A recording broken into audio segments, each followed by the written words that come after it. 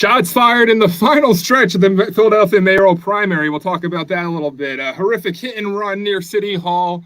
And apparently Dom's Shawshank Prison is located in Philadelphia. Who would have known? That's all this week on KRASNERLAND.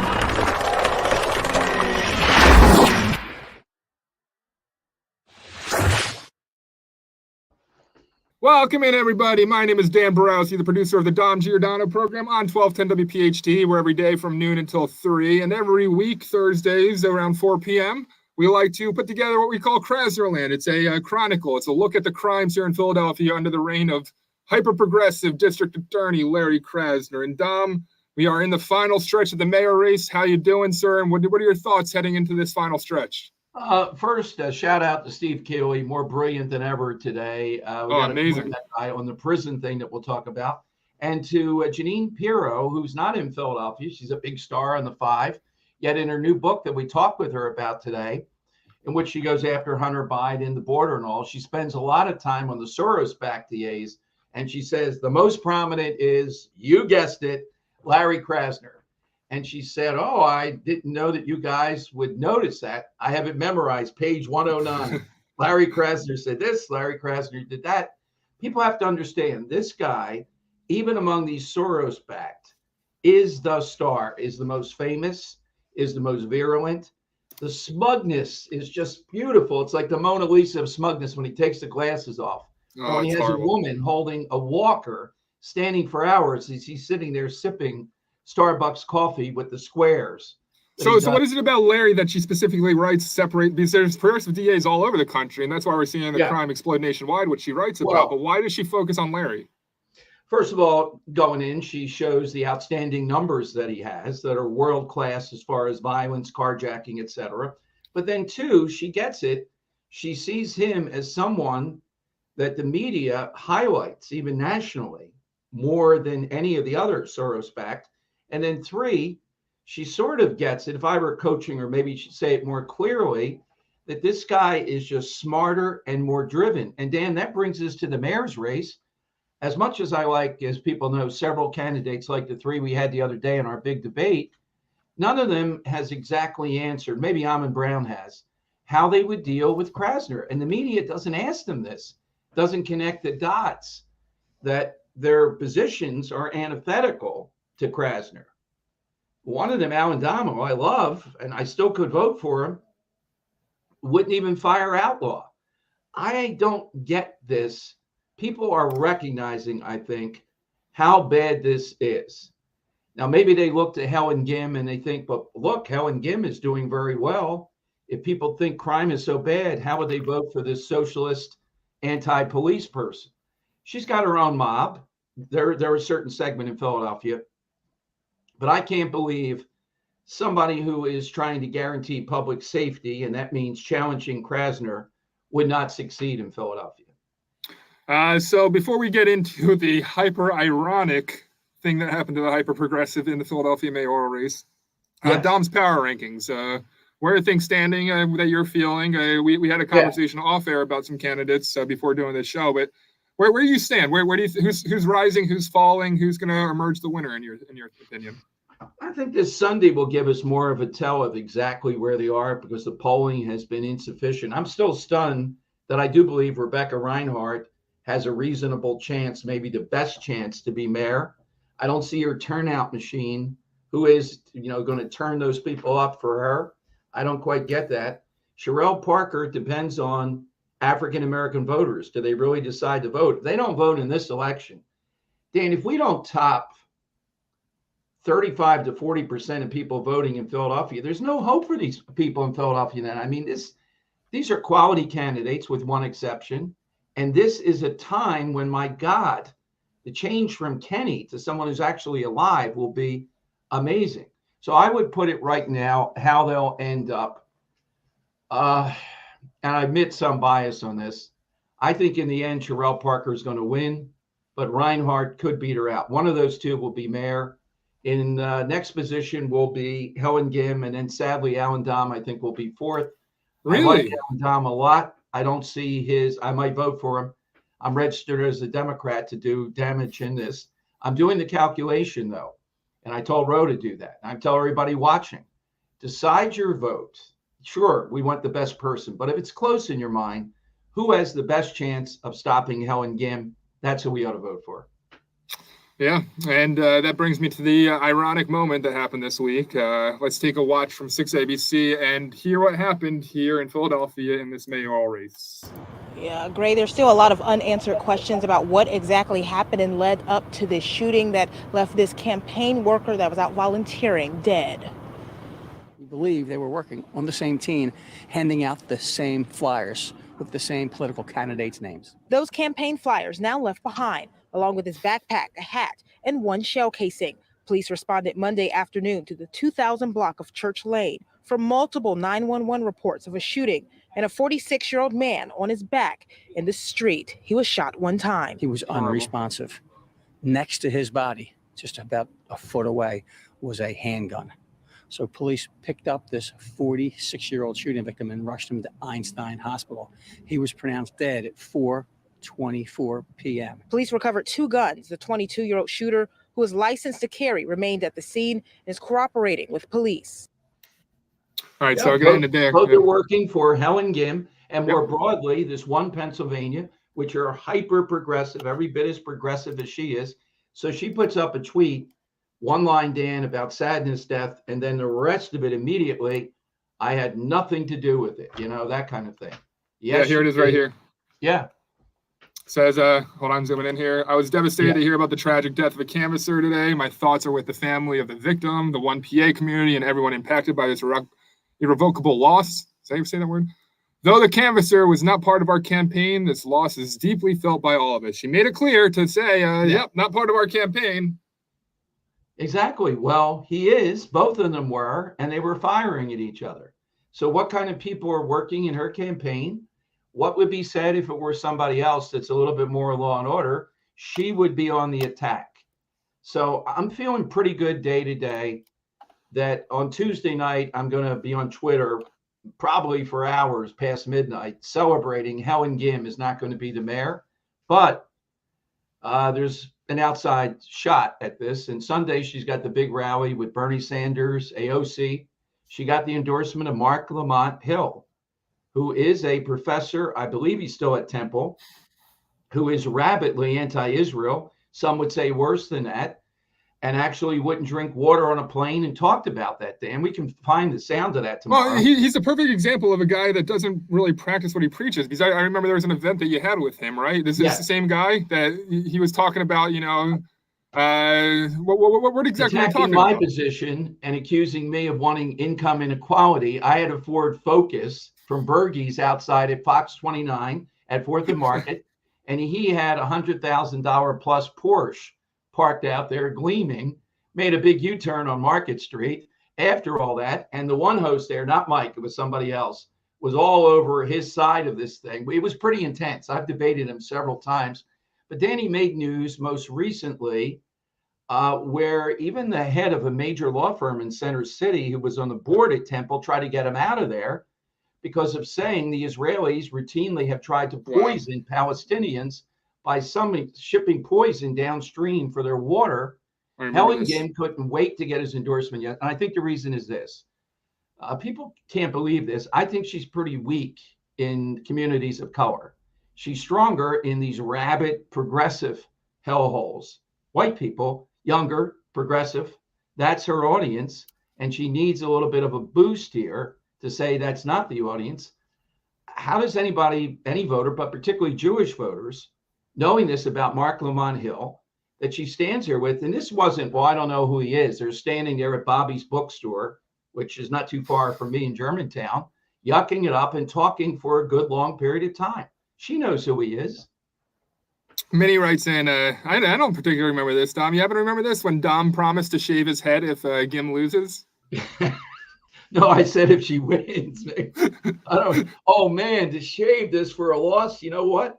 I take one for the team, maybe a few trims over here. You should do like the shaved sides that all the, All right, yes, if she loses, I'll do some shaving somewhere. I'm not sure. You'll change the hairstyle if she loses or if she wins. Oh, okay. If she loses, I want her to lose, so I would do it to egg that on. What could I do? Yeah. Okay. All right. I might have to ask that tomorrow. Helen Gim loses, what am I prepared to do to egg that on? Because if she wins and I do it, I'm kind of hurting So myself. what you're saying is, rather than making it a bet, you'd rather give the listeners and viewers an incentive to go out and vote against Helen Gim in hopes that they can get you to shave your head.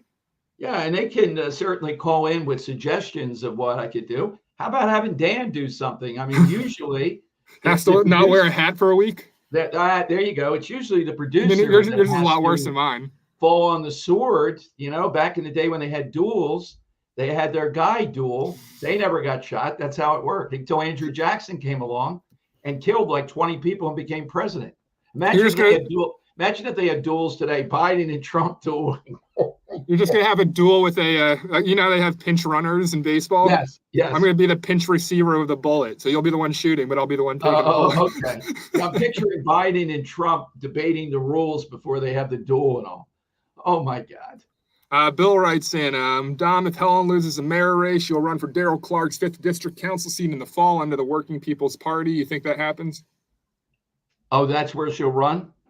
That's what Bill's suggesting, yeah. Or do you think she gets out of politics for a little while? Yeah, do I see her going back to city council after all this? I think I hear you. That's an interesting insight, Dan. I think she moves to another city and tries to run there. I mean, she's from Seattle. Just leave. Go to Seattle. Go to Portland. That's one thing she doesn't get Philadelphia. How she's gotten this close.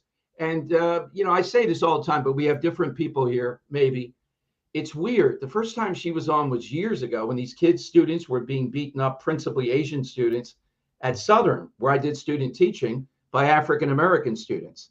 And we had her on. Thought she was the spokesperson for these Asian students, which she was. She didn't blame the assailants.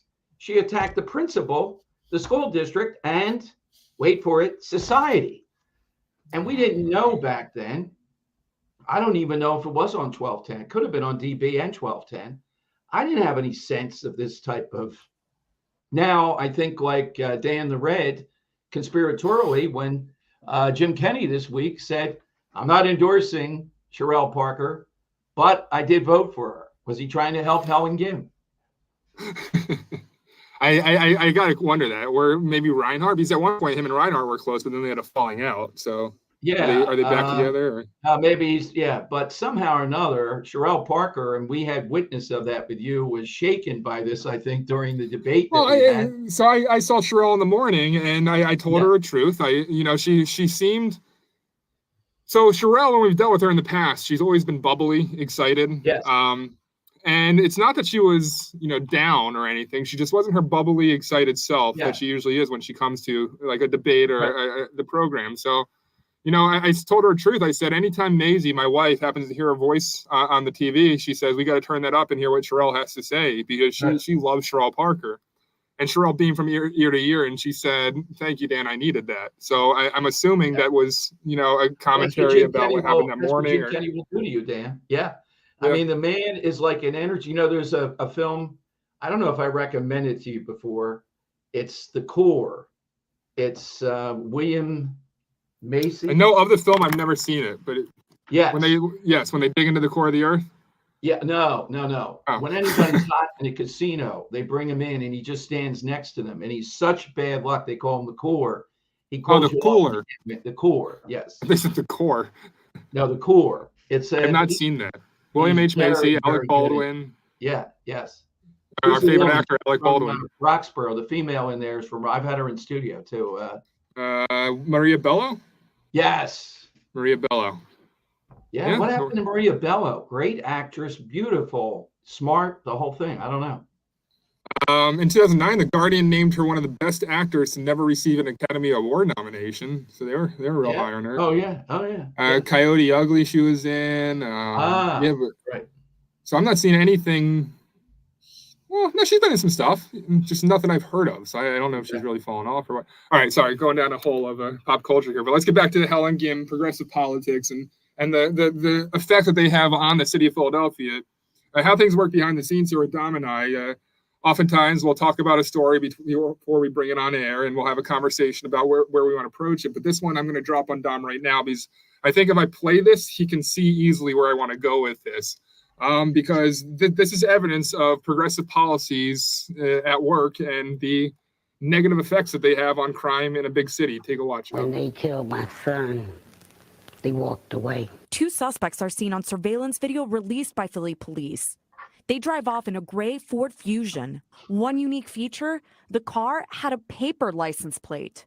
Police say they're seeing a trend in criminally involved cars having paper tags. In the last 2 years, there's been a major increase in the use of paper tags. Philly police doesn't keep track of the number of paper plates being used in crimes. But the NBC 10 investigators went to homicide scenes, went through police surveillance videos and court documents. We found several shootings and unsolved homicides had getaway cars with paper tags. For example, the shooters in the Roxborough High School murder of Nicholas Elizalde took off in a car with a Delaware paper tag. Some of the same suspects are charged in the murder of Tamir Jones, which took place the day before on 13th Street. And police believe the vehicle used in that incident was used in the shooting of a 20-year-old that also injured an 8-year-old girl. PPD says it too had a paper tag.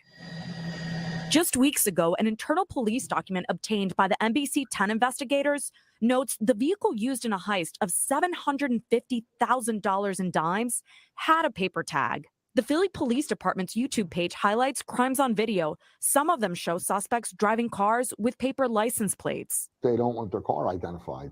So they have a tag on there that makes it less noticeable, but it's fraudulent. It won't come back to that person. Philadelphia Captain Sean Thrush says the paper tags issue is not just a Philly thing. It's all up and down the East Coast, I would say, across the country. Texas paper plates have been linked to crimes across the U.S. Dealerships in Texas were caught selling fraudulent plates. But when Thrush takes us through the auto squad lot where vehicles used in crimes are brought in for processing, one state keeps coming up.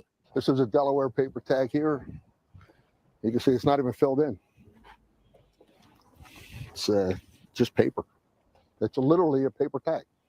That's a homicide. This is another Delaware tag.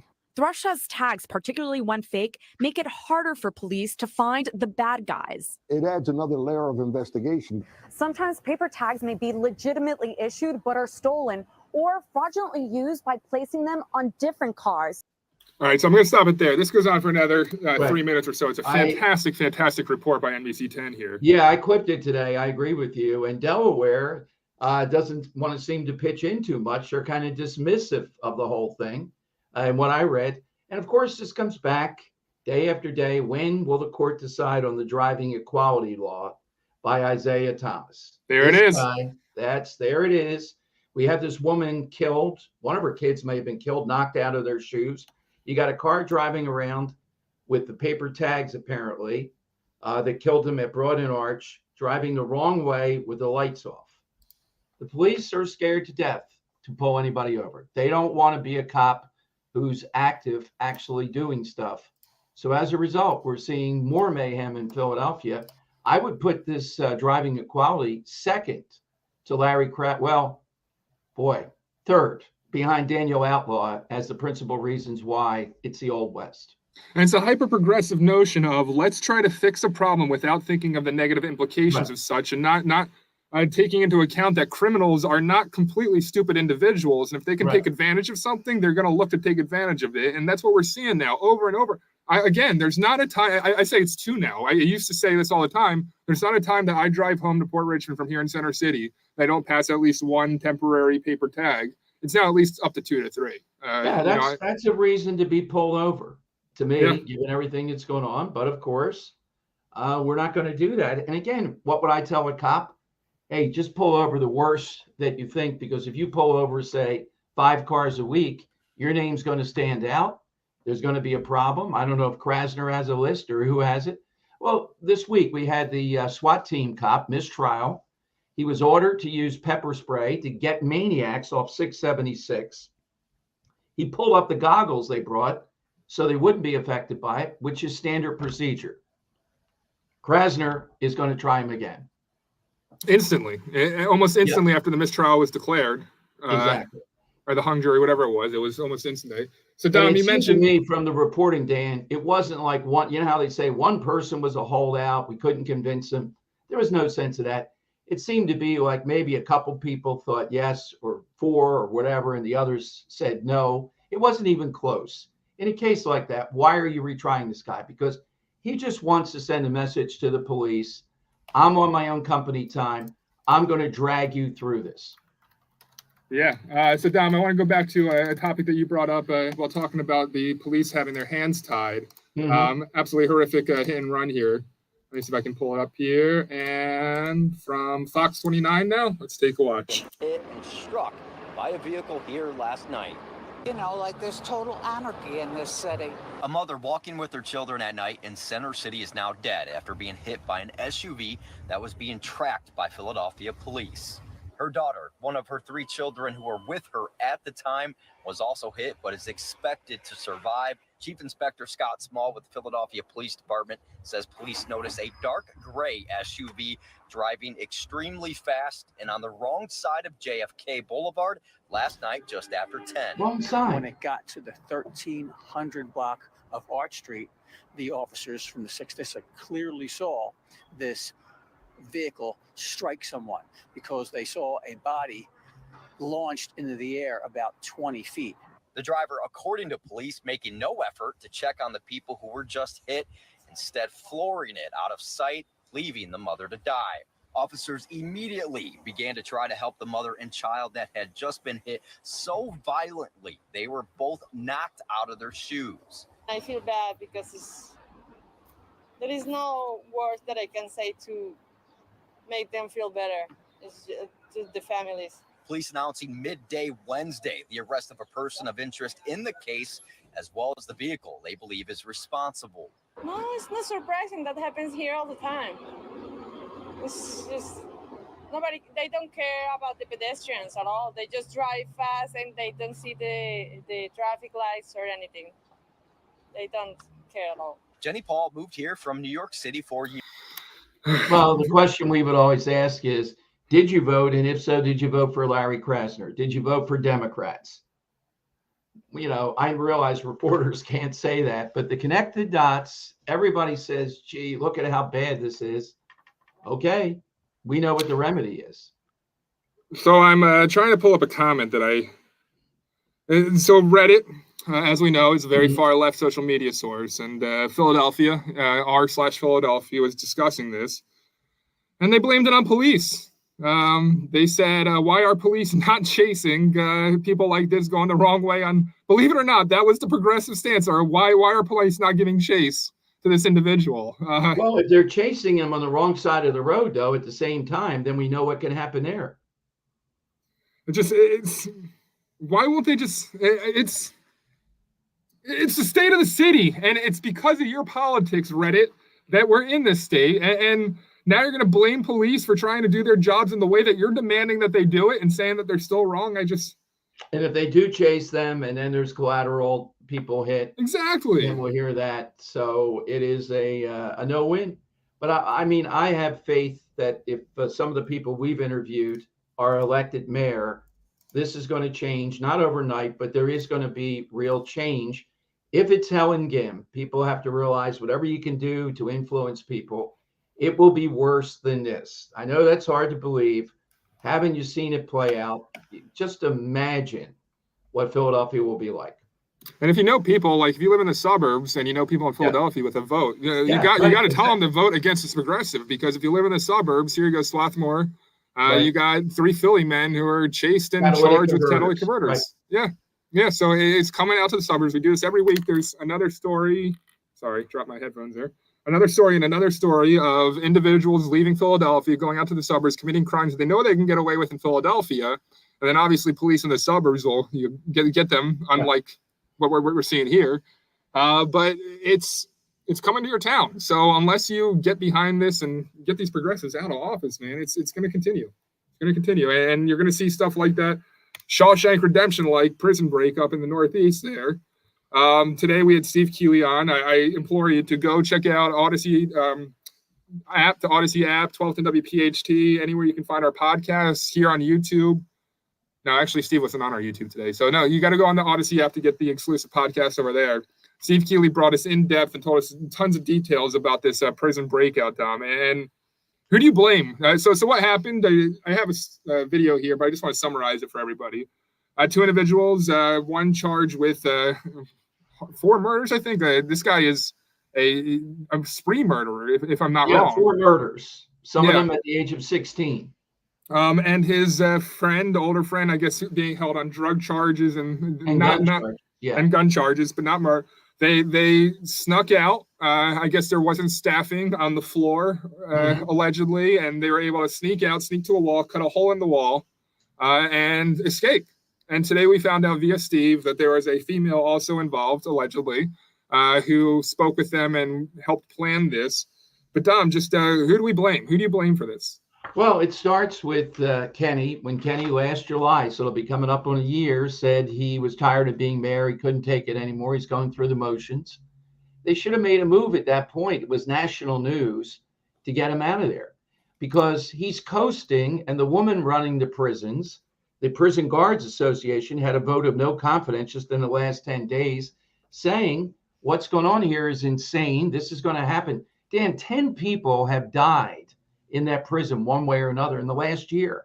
10, it's not that big. This woman is a rank incompetent who refuses to leave, is going to tough it out. How much more evidence do you need that they were able to just get to the fence, walk out of their cell? And again, to the suburban part, we don't know if they're in Philadelphia. They may be coming to your neighborhood to carjack a car to get further away. And the woman, to his credit, Larry Krasner realizes how serious, even he does. He wants to hold her for $2 million bail versus the $500 she's been held. So it's Kenny. It's the mechanism of our city government, city council, whatever, not moving to impeach him or take him out, or the state level, if necessary. This woman heading to prison, city council, which has oversight, and just let it go. And who else involved here? Well, those are the main people that are involved. And the media still not on this, saying right now, while people are paying attention, remove this person as the head of the prison. Sharon, one of our dedicated watchers, says she is a former social worker, I believe. I haven't seen that information yet, but Okay. We'll put that out there. We'll verify that at a later KRASNERLAND or Dom Giordano program. But Dom, it's just it continues to unfold. We talked about going out to the suburbs, and unless we figure something out here in Philadelphia soon with this new mayor, I can't imagine what Philadelphia is going to look like in 5 years if we continue down this progressive path. Yeah, that's exactly. Well, I think Helen Gim is not going to win. So I think it's going to be better. I would hope it would be a whole lot better. And that would mean Sherelle Parker, Alan Dom, somebody like that.